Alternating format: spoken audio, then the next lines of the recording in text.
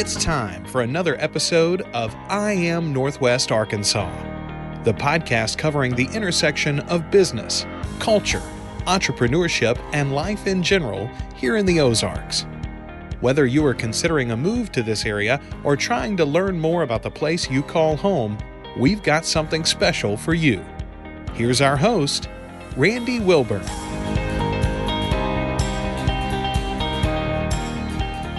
Hey folks, and welcome back to another episode of I Am Northwest Arkansas. I'm your host, Randy Wilburn, and I'm excited to be with you today. As always, I'm sitting here at a KUAF radio station. You guys know that I record here on a regular basis. We're also featured on the program Ozarks at Large every Tuesday and sometimes other days as well, but certainly honored to be part of this partnership with public radio here in Northwest Arkansas. And it's always a pleasure to be able to sit behind the mic here at a professional radio station. And so today I've got a great group of guests with me. I have the wonderful folks from the Office of International Students and Scholars from the University of Arkansas, that little university just up on the hill right behind the radio station here, which the radio station is technically part of. But it's always nice when we get people on from the U of A that can kind of share what's going on in their world and in their ecosystem. And so today's guests are Clark Eckels, and he is the iFriend coordinator at the Office of International Students and Scholars, and Cynthia Smith. And I apologize, Cynthia, I didn't catch your title. Sure. I'm the Assistant Director for Outreach. Okay, perfect. And we also have in the room Clara Linnemayr, and Clara is an exchange student who's here from Austria. We talked a little German in the meeting room here before we got started. And it's always cool to connect with other people from around the world. And so that's one of the reasons why I wanted to highlight what these folks at the Office of International Students and Scholars are doing, because I personally have had an experience with some of the international students that have come to the U of A, specifically a young lady from Uganda who, through mutual family friends, we have a connection. And so when we found out that she was here for 4 years, like she hasn't gone back to Uganda the whole time that she's here at school, which I find amazing. We said, hey, you know what? We're definitely going to hang out and spend some time with her. And so we've had her over for Thanksgiving and Easter and all that good stuff. But she's just an amazing young lady. And I can only imagine that there are a lot of other amazing people like that are part of your program. So with that said, I want to welcome you guys to the I Am Northwest Arkansas podcast. And you know, Clark, I'll let you start. First of all, introduce yourself and tell us a little bit about the International Students and Scholars Program.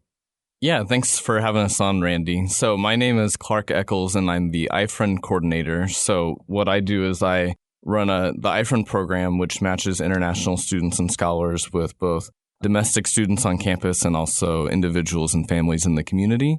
And the purpose of this matching is just to help connect international students and scholars and the community here and help them, feel more at home and help them, get to learn more about American culture and share their culture. And we feel very strongly that when you get to connect with people from different cultural backgrounds, you get to see them more as people and not just, this thing that you hear about on the news. Like you get to really create valuable, and sometimes lifelong friendships.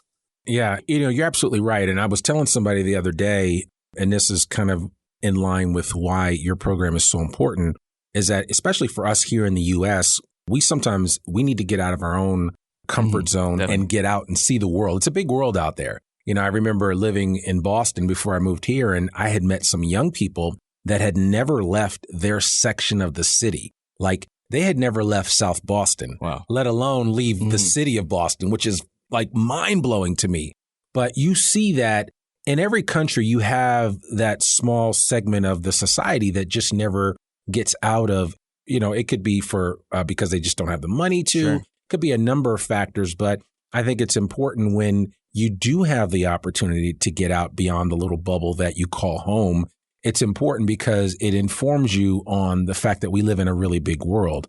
And the next best thing to that is what you guys offer at your program, because you basically bring the world to us right here in Fayetteville. Yeah, it's definitely a really valuable experience for the students, but I think it's just as valuable for the hosts as well. And so, we have hundreds and hundreds of hosts who've hosted throughout the years and continue to host or, start creating these unofficial friendships outside the iFriend program and just growing and growing. And so we just want to be a part of facilitating those friendships. Yeah. How long has the program been around? The program, this might be a question Cynthia could answer better, but it's been going on for more than 30 years, but I think even quite a bit beyond that in different forms and fashions. Yeah, I've been told that since the 1950s when we've had international students at the U of A, we've had some before then, but when we started having a more critical mass, there were always community folks that stepped up to befriend them. So more of an informal iFriend program. Yeah. I was reading somewhere where there was a gentleman from Germany that was here back in the 30s studying that actually played a very prominent role in German government during World War II. And so, a lot of times we think, oh, well, we're here in the middle of the country and nobody's going to come here. But people actually do come here and experience what life is like in what we're now calling the heartland. And I think it's important because growing up on the coast as, I'm not a coastal elite, but growing up on the coast, you have a different experience than you do in the interior of the country. And I think it's important for other people around the world to not just see, the U.S. through the eyes of New York or through the eyes of L.A., but to see it through the eyes of somebody here in Fayetteville or in Northwest Arkansas or just here in the heartland in general, because you get a different perspective of it. Yeah. I always tell international students who come here that this in many ways is like maybe a more authentic American experience than like if you're in New York City or Los Angeles or something like that. Well, that's so cosmopolitan. Yeah. And so I think it's a really great picture for them of American culture and like how welcoming we are in this part of the country, especially.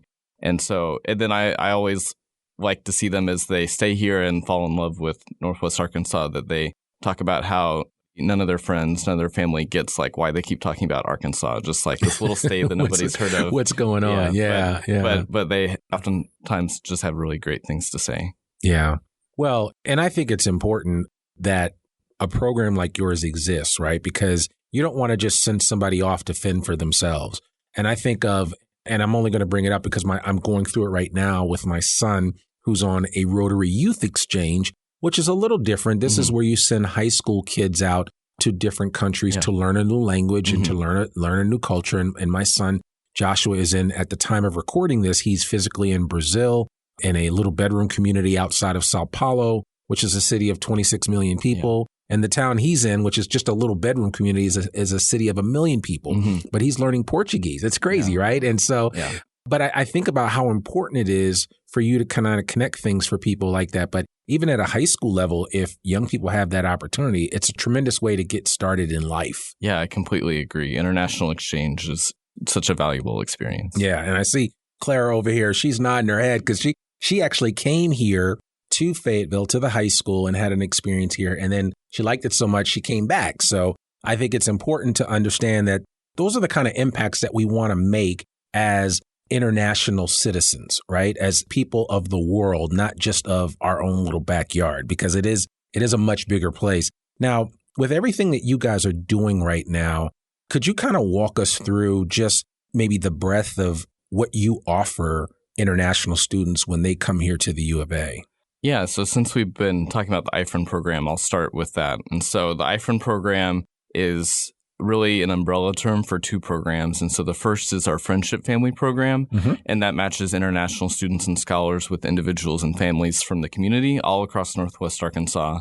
And then our Campus Cousin program matches international students specifically with domestic U of A students. And so international students can sign up, depending on what kind of experience, like maybe they're looking for more of that family or parental type relationship, or maybe they're just looking for a peer friendship. And so we give them the opportunity to choose one or the other. And then the commitments for each program are a little bit different. But for the Friendship Family program, we ask our matches to commit to being matched with one another for a year and to spend, at least once a month getting together, whether it's like going out, going hiking or visiting each other's homes or cooking together or really anything. And then our Campus Cousins is a bit smaller of a commitment. It's a one semester commitment, meeting at least twice a month. Oh, I love the name Campus Cousins. That's kind of cool. So how many kids are participating in each program? Sure. Well, it varies year to year, but we probably have about 120 to 150 matches made every semester. Okay. And usually it's about 1/3 of those matches are campus cousins and 2/3 are for friendship families. Okay, that's very cool. And so some families and students continue on the second year, third year, they're hard to count. They literally become family, right? Yeah, so it's very hard to count those who've been connecting for years and years. And oftentimes, like I can think of some certain examples where the hosts have kept going with their student after 3 or 4 years, and not only with those students, but they tell those students to, when you come over, you should invite your friends. And so they start just developing this large international network informally outside of the program. And a lot of the international students are friends with each other, because that's what I learned from the international student that we've had to our house. She said, she's befriended a lot of people from other parts of the world. Mm-hmm. Yeah, it's kind of interesting. Our program is to help them connect with international students connect with Americans, but international students, really bond and develop friendships between themselves, even outside of their own cultures, just because they are having that shared experience. That just gives them a lot in common, even if their actual cultural background is very different. Yeah.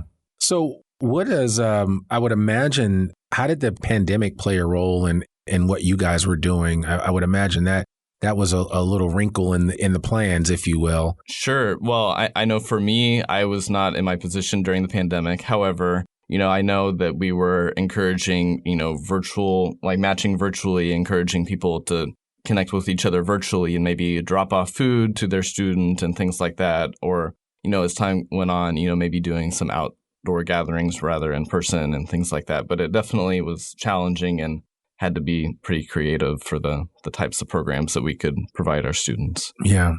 So, Cynthia, tell me a little bit about your role as an outreach and the work that you're doing on a regular basis. Sure. Well, I think we were talking a little bit before the show that we have around 1,100 international students. That's a lot. And plus we have like Clara international scholars and family members. Yes, and family members, spouses, children. And so we really want to look at the whole student, see what needs that they have. So we do have a variety of programs. So the iFriend program that Clark's talked about, it does help with a lot of the needs that are just socially. Other programs we have, one of the ones that I work with is called the International Culture Team. And it's a group of students and scholars and spouses that like to share their culture. And they do it in a variety of ways. Some of them love teaching, storytelling, performing. Others love to cook or show a craft or explain about different celebrations or holidays that they may have that might be different than here. And so this team works together to, fulfill requests in the community, like the Botanical Gardens of the Ozarks. Every year they have a great international festival. And from the beginning, our team's been a part of having cultural booths and performances on stage just to share from the student aspect what it's like for them to be here and what their home is like. Yeah. We also go into a lot of schools locally, classrooms or international festivals where they get to interact with kids. We really believe it. It starts young. Getting to meet someone else from around the world is a pretty neat thing. Our director in our office said that when she was in kindergarten, she remembers meeting a student from China that came to their class. Oh, wow. And that's where it's taken her all these years to be director of our office. So I do think these programs like the International Culture Team also it's so much more than looking at a book or looking online. Sure. They get to meet and talk to the student or the scholar and hear their perspective about their home. What would you say is the awareness factor of this program, especially in our community here in Northwest Arkansas? And how do we get the word out to people? Mm-hmm. Yeah, we get quite a few requests from around the community, but we would love to always have a broader base for our students to interact with the community. Okay. So I'd say a lot of the schools know about us, especially in Fayetteville. We do work with schools also in Springdale and Rogers and Bentonville. Mm-hmm. But we're trying to do some more things that might be online to reach audiences that might be a little bit not as close as, to be able to meet up with. But I would say it's been around in the community for probably close to 30 years, but we would love to, have more known about our team. Yeah, you don't want to be the best kept secret, right? We stay pretty busy, but yeah. That's awesome. I love that. So what are you guys most excited about for the future of this program? And how are you, how do you plan for each year, right? Because I would imagine that each, because the fall school year will be around in August. I'm not rushing anything, but it happens every year. August comes around, right? And how do you guys plan for the next crop of students that show up here? Yeah. Well, we had our calendar meeting for next year last week, so we've already got our full calendar for the next school year planned out. So you already know how many kids are going to be here? Well, that's always somewhat of an educated guess, but we plan a little bit. Yeah. And we have another team that's Welcoming Belonging that works with students that are coming in. They will have online meetings just to welcome them, tell them how to prepare. Not only do we help them with just the adjustment issues, but also immigration needs. They have a different set of rules that international students come with than American students. So they have to know about all of those different rules and regulations. So we try to balance it, having good experiences in the campus and community, but also having that support that will allow them to stay here. Yeah. Would you say, Cynthia, that it's gotten easier or harder when it comes to the immigration piece? And I know that might be a loaded question, but I would imagine that it's become more challenging. Yeah.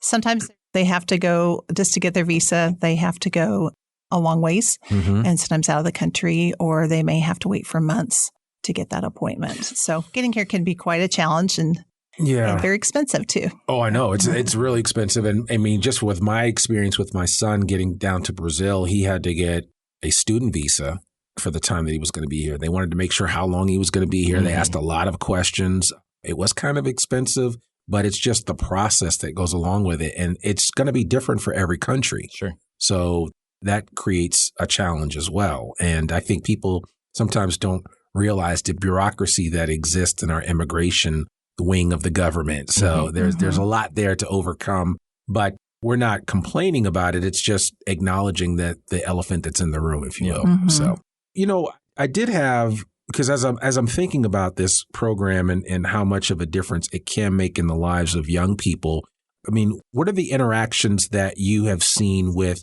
the U.S. students that are at the U of A that interact with the students that are in this program? Yeah, I mean, even though we have over 1,100 international students, you'd be surprised that amongst a population of 30,000, how they can basically hide. And so we walk across campus and see our students constantly, but the average American student, they may not interact with many international students knowingly, but there are a number of American students who do really want to know international students and learn about where they're from. And a lot of those students have studied abroad, but there's a lot of others who aren't going to study abroad or who haven't studied abroad who still just want to learn. Yeah. We try to get into the U of A classrooms, but, there are just so many. I know. But to have, cultural panels through the international culture team. And it's always surprising, like Clark said, when we ask how many have an international friend, that a few will raise their hand, but not very many. But our office does have several programs to connect international students and scholars with American students. So, of course, the Campus Cousin program. But in addition to that, we have the Conversation Club, where we can have 2 students lead a small group of international students and meet weekly throughout the semester. We have our cross-cultural mentors, which help with the new student arrival and orientation adjustment. And they're both American and international. So we do as much as we can to try to say, hey, we're here. Come and connect with us. And then plus through the International Culture Team, we have a lot of programs on campus like our Plaza de las Americas or USA Day or International Women's Day, where we're trying to get American students involved and attending some of these programs where they can meet international students. I love that. That sounds really cool. Well, I was listening to you talk, Cynthia, I was wondering, do you guys get to interact with the international students that come over here for athletics? Because I know like Jamaica gets a lot, sends a lot of people up here. Trinidad for this, I'm thinking specifically of the track and field, but I would imagine that there's a fair number of people that come here to the U of A to play sports that are from international communities. Yeah. Those students are definitely some of the busiest students on campus, but it's always obvious during international orientation which ones are the athletes. I mean, besides just physically being very fit, but they're usually accompanied by their coach who's making sure that they get through everything very quickly so they can get down to practice. Yeah. But it's been really great working with them, and we've collaborated with athletics on a few occasions to, do programming for them or special immigration advising for that group. And a few other things. Yeah, our international advisors have a close relationship with a lot of the coaches in the department just to make sure we can keep those great athletes here. We had a special moment during International Education Week, which is the week before Thanksgiving.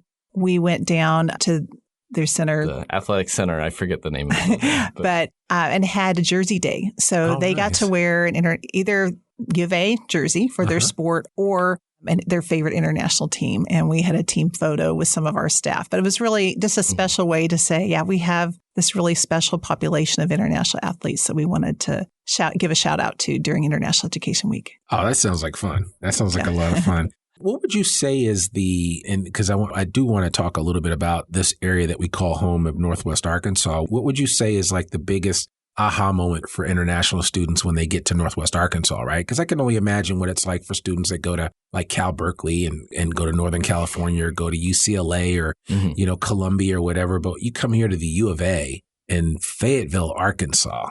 What are some of the biggest aha moments that you hear from students that are coming here from other parts of the world? Mm-hmm. Well, some funny things I've heard. One, we're the flyover state. But I've also heard things like when they land at, the airport, it's still rural-ish around. Yeah, so absolutely. they wonder where they're landing, where they're going to be going, where's the university? There's a lot of questions. I think they know this is like the home of the Clintons, or this is, things like this is Walmart land. They hear things like that. I think the ahas come later once they start talking to their friends and they do compare the services that we offer at the University of Arkansas and their community connection with their friends that are in other places that just have none of that. They have maybe the immigration support, but not the other part that just helps them with their transition here. So I think a lot of the ahas come then, or they come once they've graduated and left, and then they are someplace else that, again, it's a very different community where they felt so close and part of it here. So those are some of the things I've heard. Don't you? It just, it all depends on where the students are coming from. Some come from big cities, so they get here and they're like, oh, like this is like a slow pace of life. And then some people come from rural areas and like this is kind of the big city for them. And so it's kind of just interesting to see like what they brought with them and how that relates to this area.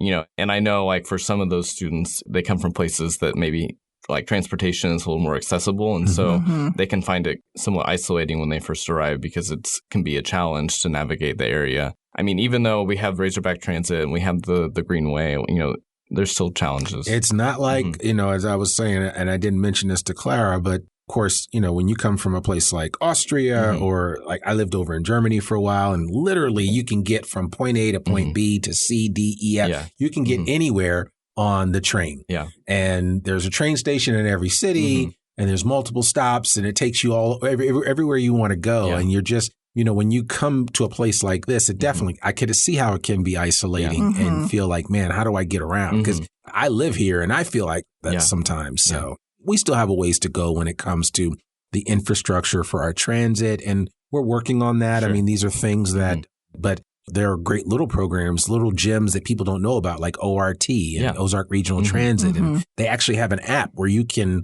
physically tell them where you want to go and they'll take you directly to that point to point, which a lot of people aren't aware of. Yeah. So I get that. I understand that 100%. So I live here in Northwest Arkansas. I want to host and participate in this program. I've got a home. I want to, have people over for dinner from time to time or whatever. How do I participate in that program? Yeah, so for the iFriend program, we're currently recruiting for the fall semester. And so you're always recruiting. We're always recruiting, but we have two main kind of onboarding periods throughout the year. And so the next big one that's coming up is the fall. And so starting in like late July throughout all of August, we're going to be doing our new host iFriend orientations. And so we'll be inviting hosts who are interested in being a part of the Friendship Family program to come to these orientations and fill out an application. And then later on in September, we actually do the matching and then connect the students with the host. And so, and when we're matching, we try to match people who are going to have maybe similar interests. And so there might have a base of things that they would already enjoy doing together. We try to match people based on their regional or language preferences, Maybe someone whose son is studying in Brazil would be really interested in learning more about Brazilian culture, just as an example. And then we also have a few one-time hosting opportunities throughout the year. And so as a part of that international orientation Cynthia was talking about, we also offer a lunch and dinner in American Home in that first week or two when the students arrive. And so that's an opportunity available to people who are a part of the Friendship Family Program or university staff or faculty. And then in November, we offer a Thanksgiving in American Home program. And so if any of your listeners are hosting Thanksgiving locally and would enjoy, inviting a few students to their meal, that's open to anyone. You don't have to be a part of the Friendship Family or iFriend program in order to host. Oh, yeah. I think that's great. And I certainly will highlight that. And maybe we'll actually take a segment of this episode and share that out, because that would be great. I think people would like to hear that and know that that's available to them. I know when I talk to a lot of people about the Rotary Youth Exchange, they were just not aware that it exists. And I think sometimes that's just the case, right? We're just not aware that these programs are up and running and that it's viable and that, it really can be a benefit to you. But I just think it's important for people to know about these programs and understand how they can impact them and they can play a part in that. So I think it's exciting. What else are you guys excited about or for the future of this program? Well, a lot to get excited about. It's always, the summer's kind of like a lull, but every time we gear up for the fall, it's just really exciting. It's kind of like scary, like you have all this paperwork and data and you've talked to all these people and like putting them together. But then when you first have those meetings and you get to like see people like laughing and smiling and having fun together, and then like see them later on in the semester where they've like obviously been hanging out and spending time together, that's just really valuable.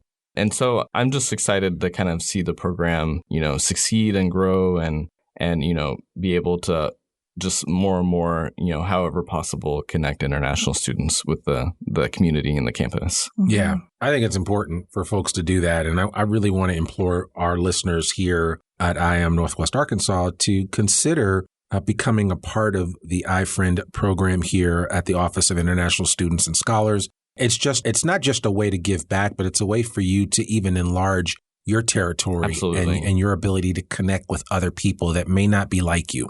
I know for me personally and Cynthia, we both have worked on and with the iFriend program, but we both participate in the program ourselves because we think it's, such a valuable experience. We want that for our own families as well. Yeah. And now my husband and I moved here 30 years ago, and it was the program that helped us discover the area together, but with somebody else. Our student was from Malaysia. Oh, wow. And do you still stay in touch with them? Yeah, we are. Yeah. Some of the students, you stay close to. Others, you may not have as close a bond, but over 30 years, we visited in, our discussions, just countless countries and continents. And so it's made a difference for us just as a couple, then some with children later, and now empty nesters.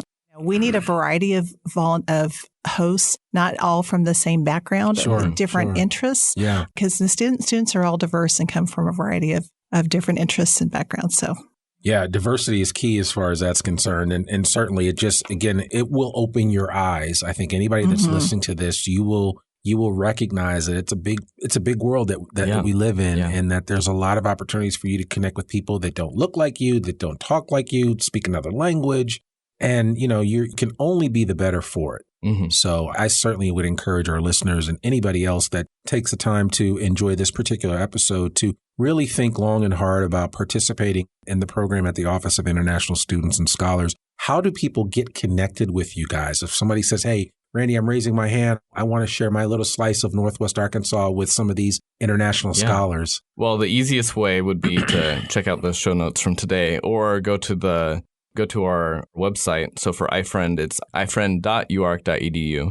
And you can find the applications for becoming a friendship family or campus cousin host. You can find the booking link for registering for one of our upcoming sessions in July and August. You can find my email, ifriend@uark.edu, and ask me any questions. If maybe you're concerned about the commitment or anything like that, I'd be happy to answer any questions that you have. And so, and just, so your listeners know, it's not a homestay program. The commitment is not large, when you're just connecting once or twice a month, that you can even, invite your iFriend to things that you're already doing. And so, they can more like enrich your life rather than like having to build all this extra time for them. They can be a part of like what you already have going on. You can have them go to a play with you at Theater Squared or the Walton Arts Center. You can have them go to a concert at the AMP. Absolutely. I'm sure they'd love to go to Crystal Bridges. Yeah. I mean, they could go to the Amazium. I mean, the list goes on and on. High school football game, high school band football concert, games. ballet, everything that your kids are doing.